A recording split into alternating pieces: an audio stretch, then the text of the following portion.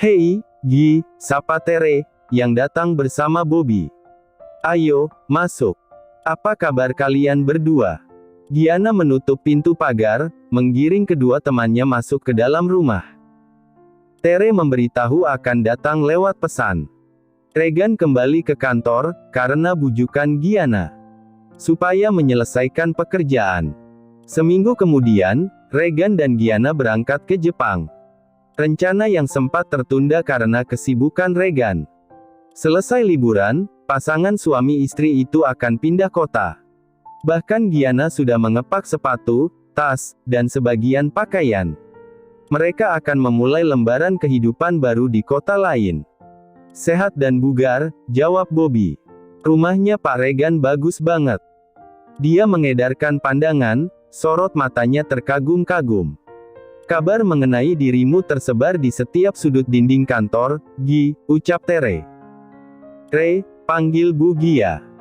Dia itu istrinya bos kita." Bobby mengingatkan. "Bentar lagi suamiku bukan bos kalian. Mas Regan sudah mengundurkan diri. Masih ngantor karena ada pekerjaan yang harus dituntaskan," jelas Gianna.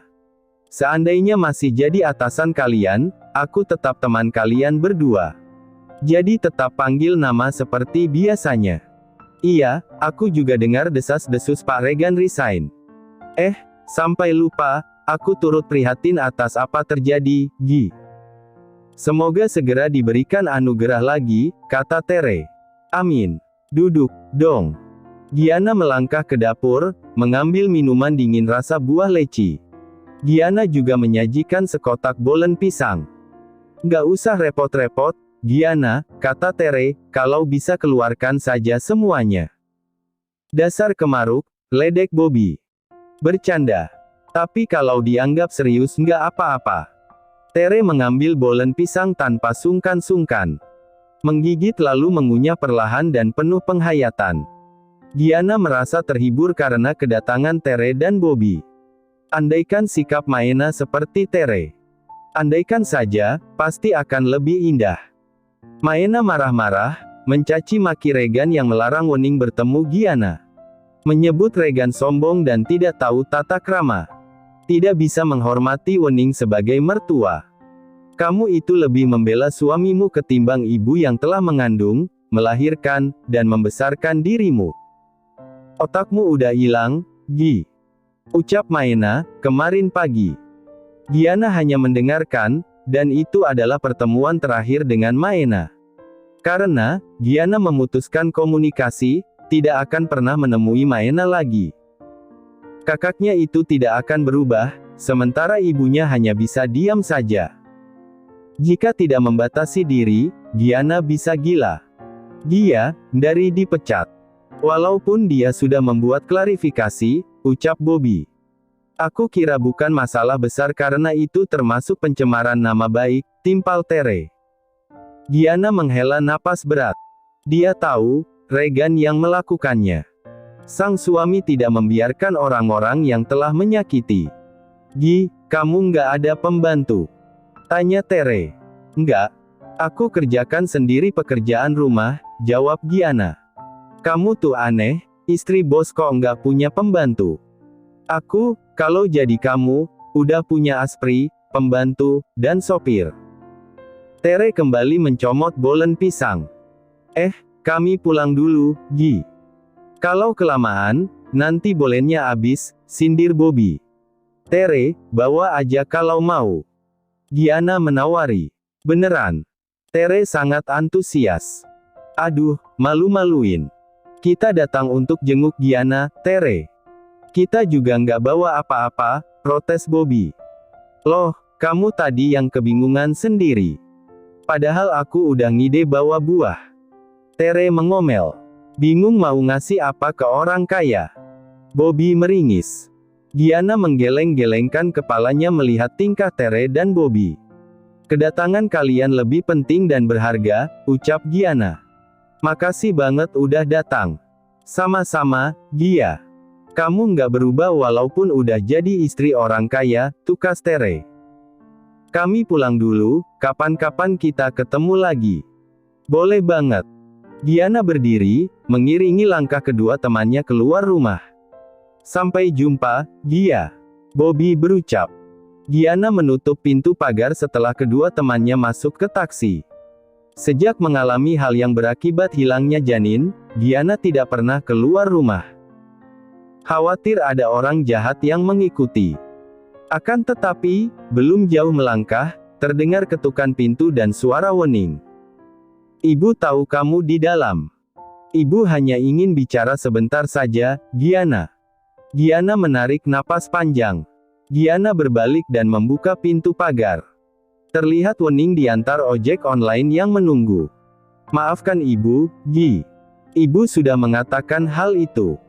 Ibu ingin kamu mengerti, kamu lebih beruntung daripada Mae.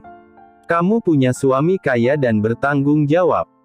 Giana terdiam, menunggu kelanjutan perkataan Wening. Sedangkan Mae tidak. Maafkan ibu jika ibu tidak bisa mengusir Maena dari rumah, kakakmu nggak punya siapa-siapa, imbu Wening. Ibu harap kamu paham. Ibu dan Mae nggak akan ganggu kamu lagi. Selamat tinggal. Wening berjalan ke arah ojek yang menunggunya. Mata Giana memanas. Bibirnya mengatup rapat. Ada goresan luka baru. Regan melakukan apa yang harus dilakukan. Dia berdiri di ruang rapat, berpamitan pada karyawan lain, yang telah membersamai selama 5 tahun. Ada sisi emosional yang mengaduk-aduk hati Regan. Dia mencintai pekerjaannya, pernah jatuh dan bisa bangkit lagi. Dia memikirkan para karyawan yang menjadikan perusahaan sebagai tempat mengais rezeki. Kalau hanya memikirkan sakit hatinya pada Akma, Regan bisa saja membuat perusahaan bangkrut. Membuat kakeknya berang. Regan keluar ruangan diikuti Tirta. Mereka menuju ruangan kantor Regan, karena Akma sudah menunggu. Meja kerja Regan sudah bersih. Tidak ada papan nama, bingkai foto, pensil dan berkas. Regan, aku ingin mengundangmu makan malam. Ajaklah Giana, kata Akma. Regan mengernyit, bibirnya tersenyum miring. Setelah apa yang dilakukan pada Giana, si kakek mengundang makan malam. Aku pikir, ada baiknya menjalin hubungan yang baik, imbu Akma. Aku tidak bisa datang. Undang saja Rosalind atau perempuan-perempuan yang pantas menurutmu. Regan, kenapa kamu kekanak-kanakan sekali, cibir Akma. Apa yang sebenarnya kakek rencanakan? Setelah memberitahu alamat rumah pada Yumi. Aku tahu, kakek memata-matai tiap gerak-gerik, ujar Regan, yang tidak percaya akan perubahan Akma. Aku tidak punya rencana apa-apa. Hanya ingin memperbaiki hubungan. Aku tidak ingin memperbaiki hubungan denganmu. Apa kamu tega meninggalkan orang tua seperti kakekmu ini sendirian? Yang sudah mulai sakit-sakitan. Regan menarik napas dalam-dalam. Menyadari Akma sedang berakting. Jadi, dia memilih meninggalkan ruangan. Seorang Akma yang manipulatif tidak perlu diladeni. Dari kantor, Regan mengajak Tirta ke unit apartemennya. Lelaki berkemeja batik itu menurunkan foto pernikahannya dengan Sarah. Sudah saatnya menyingkirkan barang-barang yang berkaitan dengan Sarah. Tolong urus penjualan apartemen ini, ucap Regan. Kenapa tidak disewakan saja, Pak? Tanya Tirta. Aku tidak ingin terbelit dengan masa lalu. Biar menjadi kenangan apa yang telah terjadi, sahut Regan. Mengenai kesepakatan bersama Yumi tentang apartemen beberapa waktu lalu, Regan tidak akan memenuhinya. Yumi pun sudah memblokir kontak. Baiklah, Pak. Akan saya urus. Dan, terima kasih telah merekomendasikan saya. Kamu bekerja dengan baik, Tirta. Regan melepas foto dari bingkai. Ada rasa berat saat membuang satu demi satu barang yang berhubungan dengan Sarah. Pukul 7 malam, Regan meninggalkan unit apartemennya. Ada setangkup rasa sedih di hati. Tetapi kehidupan terus berjalan. Dan, dia harus menjaga hati Giana. Malam, Gi, sapa Regan. Giana yang sedang duduk di kursi, dengan tumpukan buku dan laptop yang menyala, menyahut cepat, malam juga, Pak Regan. Udah makan? Sudah, tadi siang. Cek. Nggak lucu, sahut Giana seraya berdiri. Regan tertegun melihat tubuh Giana yang berbalut setelan baju tidur seksi berbahan tipis dan lembut berwarna hijau tua. Bawahan celana super pendek dengan atasan berenda dan bertali spaghetti. Lelaki itu makin menelan ludah ketika Giana mengucir rambut panjangnya sehingga memperlihatkan tengkuk yang mulus. Mandi dulu, aku siapin makanan, ucap Giana. Regan seperti anak kecil penurut. Tapi otaknya mulai berkeliaran bebas. Selesai mandi, Regan ke ruang makan.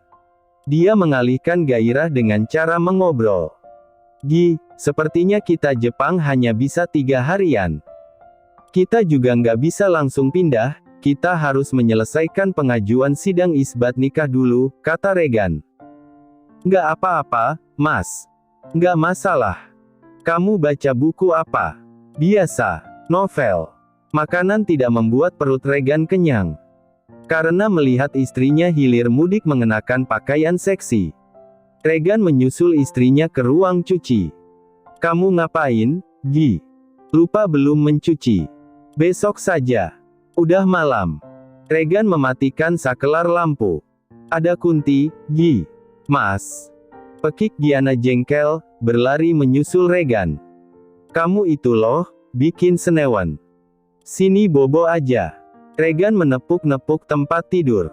Belum ngantuk. Giana duduk di sisi ranjang. Giana, kata dokter 1 mingguan udah boleh tengok ladang, kan? Kata Regan. 1 bulan, Mas. Salah dengar kamu, sahut Giana, mengulum senyum. Udah seminggu lebih, Gi. 13 hari malahan. Regan tidak mungkin nyosor begitu saja, harus memastikan istrinya siap. Giana tidak menyahut, berbaring dan menyelimuti tubuhnya. Terus ngapain pakai baju tidur kurang bahan?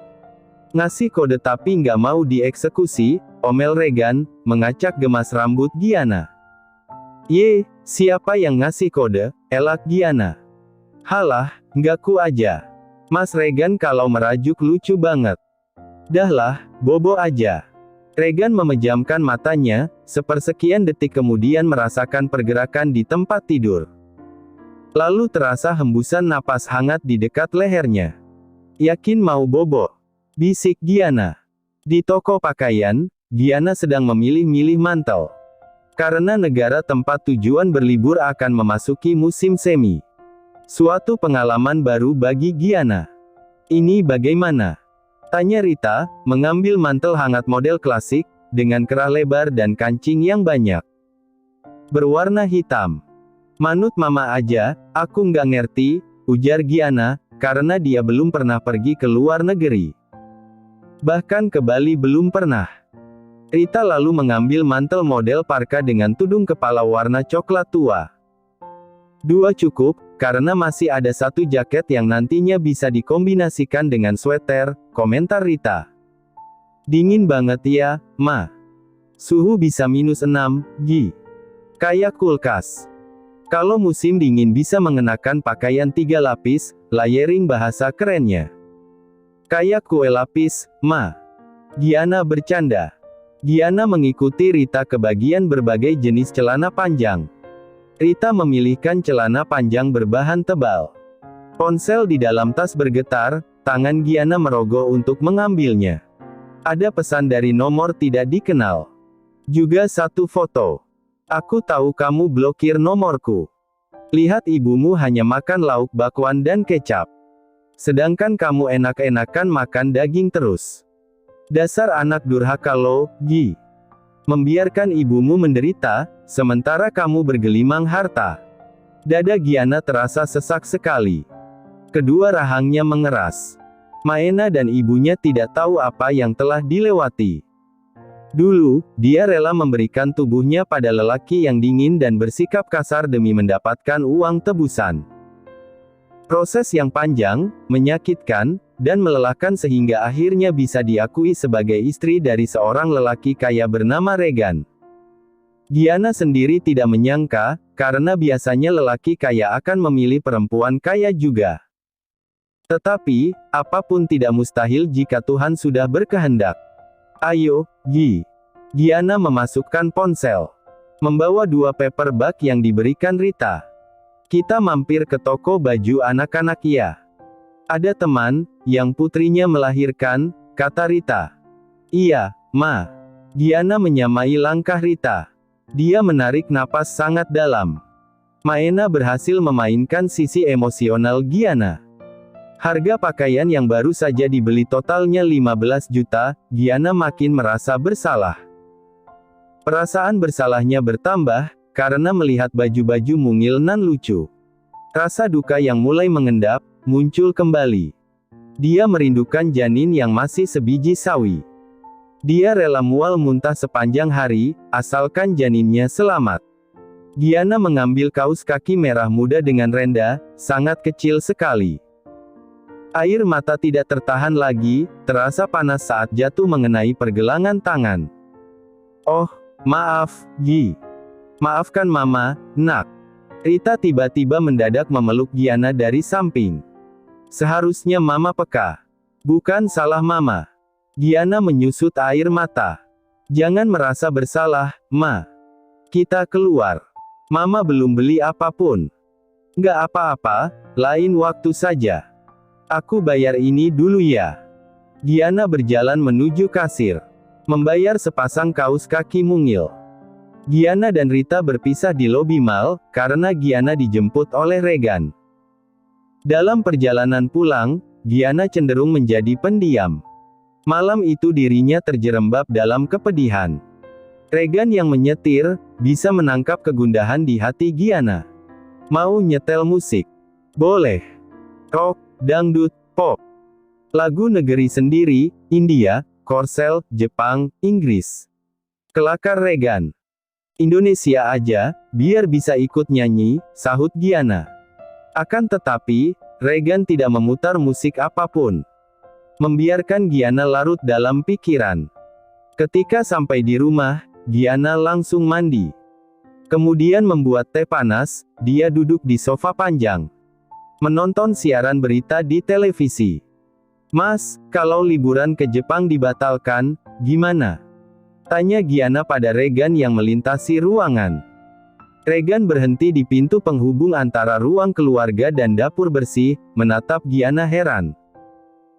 Karena sebelumnya sang istri sangat antusias, bahkan bertanya apakah akan mampir ke patung Hachiko, tempat wisata terkenal di depan stasiun Shibuya. Apa ada sesuatu, Gi? Regan bertanya. Hanya buang uang, Mas, jawab Giana. Tiket pesawat udah pesan, hotel juga. Kalau nggak jadi, termasuk buang uang juga, kan? Giana menoleh, wajah Regan terlihat kecewa. Maaf. Kalau kamu nggak mau, aku akan berangkat sendirian. Regan melanjutkan langkahnya. Sungguh, Giana sangat bimbang. Setelah menghabiskan teh, dia memilih tidur lebih awal. Mematikan lampu utama, menyisakan lampu kecil di meja samping ranjang. Giana, kalau kamu berubah pikiran, kita batalkan saja, ucap Regan, menyentuh bahu istrinya yang tidur miring. Nggak perlu dibatalkan, Mas. Kita tetap berangkat seusai rencana. Giana mengesah. Maaf, membuatmu jengkel. Nggak apa-apa, Gi. Giana yang kelelahan, akhirnya terlelap. Dia butuh tidur, supaya bisa melupakan sementara kegundahan hati. Regan memandangi wajah Giana yang tidur nyenyak. Penasaran, apa yang membuat suasana hati Giana berubah? Sikap manja dan nakal kemarin malam tidak berbekas sama sekali. Tidak bisa tidur, Regan beringsut turun dari pembaringan. Dia meraih paperback kecil di meja rias, hatinya berdenyut sakit kala melihat sepasang kaus kaki bayi. Regan beralih melihat ponsel Giana di atas meja yang mengeluarkan suara notifikasi pesan. Tangan kiri Regan meraih ponsel itu. Ada 2 pesan masuk. Percuma blokir, aku akan menggunakan nomor lain, Giana. Silakan bersenang-senang, tidur berselimut harta. Sedangkan ibumu makan aja susah. Sembako habis, gas habis. Regan membuang napas kasar, jadi tahu kenapa Giana ingin membatalkan liburan ke Jepang. Gara-gara Maena. Regan juga membaca pesan yang dikirim dari nomor lain. Seandainya Maena adalah lelaki, Regan pasti akan menghajar sampai babak belur. Sayang sekali, Maena seorang perempuan yang tengah hamil. Lelaki itu menyambar kunci mobil. Dia berjalan keluar rumah. Regan mengendarai mobil menuju rumah kontrakan yang ditinggali Wening. Di tengah perjalanan, Regan mampir ke supermarket yang masih buka. Membeli sembako. Regan mengetuk pintu, karena tidak kunjung direspons. Dia mengetuk lebih keras. Pintu pun terbuka lebar. Malam, Bu Wening. Malam juga. Wening agak gugup. Aku mengantar sembako, kata Maena, ibu kehabisan sembako. Ibu nggak kehabisan sembako, Regan. Ibu kerja di warung makan. Jadi ada pendapatan setiap hari, jelas Wening. Tapi, Maena bilang, ibu hanya makan dengan lauk seadanya. Juga kehabisan sembako. Regan melihat Maena yang berdiri di belakang Wening.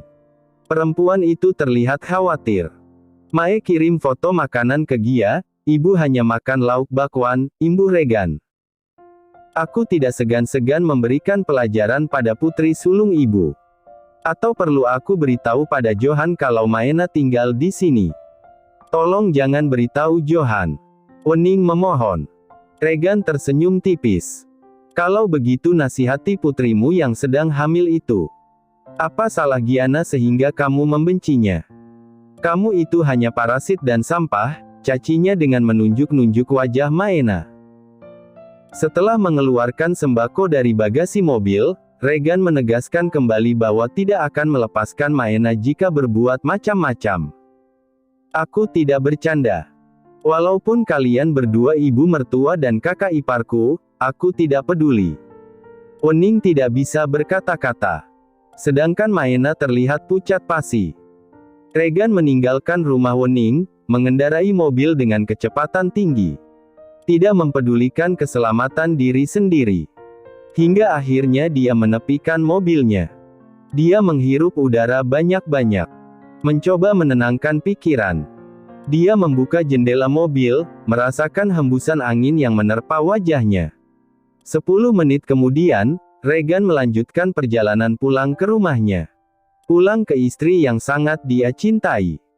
Wening memandangi 4 beras kemasan 5 kilogram. 1 kantong belanja berisi 2 botol minyak goreng, gula pasir, teh, dan kopi. Ada telur di dalam kemasan egg tray yang terbuat dari karton. 2 kardus mie instan. Siapa yang makan dengan lauk bakwan saja? Ibu hari ini makan ayam kare dan sayur singkong. Wening menatap Maena. Ibu udah bilang jangan ganggu Giana lagi. Perhatikan saja kandunganmu. Cek. Seharusnya, Giana bisa memberikan ibu uang belanja bulanan. Bajunya aja mahal-mahal, masa sama ibu kandung sendiri pelit. Si Regan juga sama, mobilnya itu Jeep mahal, Bu, cerocos Maena. Hidup kita, tanggung jawab kita sendiri. Sudah bagus kita punya tempat berteduh tanpa menunggu uang sewa. Apa kamu lupa, kamu dan Johan yang menjual rumah ibu? Sindir Wening, seraya memindahkan beras dan yang lainnya dari teras ke dalam rumah. Maena tidak membantu. Dia malah hanya duduk-duduk memperhatikan Wening yang bolak-balik. Itu mah nggak ada sejutaan. Ngasih keluarga sendiri hitung-hitungan banget. Maena memekik karena Wening melempar keset. Ibu. Mae, silakan kembali ke suamimu. Teriak Wening. Pintunya terbuka lebar. Maena terdiam. Memasang wajah memelas. Jika kembali pada Johan, hanya akan menerima penganiayaan. Maena masih ingin hidup lebih lama. Walaupun hamil kamu bisa kerja, apalagi usia kandunganmu 5 bulan. Sudah kuat janinnya. Kerja apa, Bu? Itu di tempat laundry kiloan milik Bu Hanin, jawab Wening. Kamu butuh biaya untuk melahirkan. Butuh untuk membeli perlengkapan bayi. Maena tidak merespons, dia menyetel televisi. Rasanya malas sekali bekerja. Andaikan punya suami kaya seperti Giana, tidak perlu repot-repot bekerja. Dulu kamu mau bekerja demi menghidupi Johan, sekarang kenapa nggak mau melakukan demi anak yang masih di dalam perut? Iya, aku akan kerja. Tubuh Giana di balik selimut bergerak-gerak gelisah. Dia langsung terduduk, keringat membanjiri kening, mata bergerak ke kanan dan kiri, napasnya tidak beraturan. Giana kemudian mampu menguasai diri. Mengatur napas yang berantakan. Fokusnya mulai terkumpul. Tetapi perasaannya tidak enak.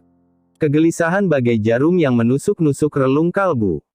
Dia tidak melihat Regan di sisinya. Berpikiran mungkin suaminya menonton televisi di ruang keluarga. Giana menyibak selimut, turun dari pembaringan.